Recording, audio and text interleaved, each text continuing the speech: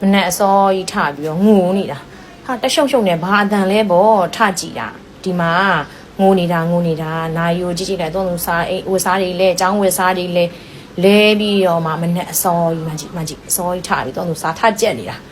စာမရသေးလို့တဲ့ငိုနေတာအဲ့ဒါနဲ့ဘာဖြစ်တာလဲပေါ့နေမေးကြည့်လိုက်တာစာမရသေးလို့တဲ့ဆိုလို့အဲ့ဒါသူနဲ့စာဝိုင်းကြက်ပေးလိုက်တယ်ပေါ့နော်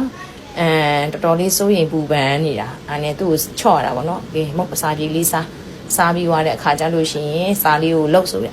နှစ်ရက်စလုံးပထမရက်ကဟာမရိုက်လိုက်ရဘူးဒုတိယရက်မှာရိုက်လိုက်ရတာမကြီးနည်းနည်းလေးတော့စာဝိုင်းချက်ပေးတဲ့အခါကျတော့လေနည်းနည်းလေးတော့ဟုတ်သွားတယ်ဒါပေမဲ့သူ့စိတ်ထဲမှာစိတ်ပူနေတာသူ့ပူနေတာသူ့ကိုစာမေးကြည့်တော့လေဟုတ်တယ်ရတယ်ဒါပေမဲ့သူ့စိတ်ကစိတ်ပူပန်နေတာပေါ့နော်ငယ်ငယ်လေးပဲရှိသေးတယ်သူစား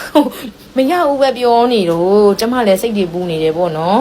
ကဲဆောင်းမဖြေကြလေးပေါ့နော်ဖြေပြီးသွားရင်တော့ချူလိုက်ပါအောင်မယ်ဘာလို့လဲဆိုတော့သူဝမ်းတာပါပြေးနိုင်လားအစာကြီးစု